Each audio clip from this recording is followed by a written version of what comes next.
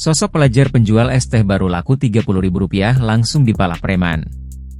Video Rizik Alfarizi 15 tahun pelajar SMK penjual es teh di Rengas Dengklok, Karawang, Jawa Barat, dipalak preman, viral di media sosial. Uang hasil jualannya yang baru laku sebesar Rp30.000 langsung hilang usai dirampas. Kapolsek Rengas Dengklok, Edi Karyadi mengatakan pemalakan terjadi di Dusun Karajan Desa Kalangsari, Kecamatan Rengas Dengklok, sekitar pukul 19.30 WIB, Minggu, 29 September 2024. Saat itu, ada dua pria yang tak dikenal datang menghampiri Rizik menggunakan sepeda motor. Salah satu dari mereka turun dan langsung meminta uang kepada Rizik. Pelaku mengaku sebagai anggota Karang Taruna Desa Kalangsari. Lantaran ketakutan, Rizik pasrah dan lalu menyerahkan uang hasil dagangannya ke pemalak tersebut.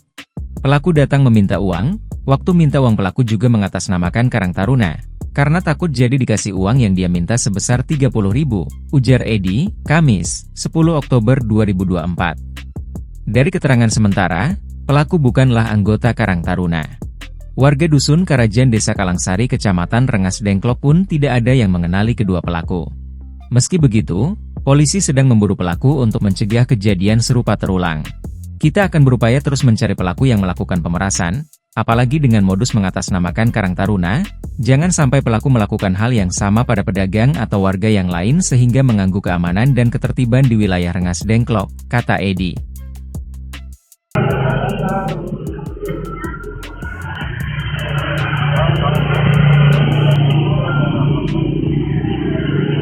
Download Tribun X sekarang, menghadirkan lokal menjadi Indonesia.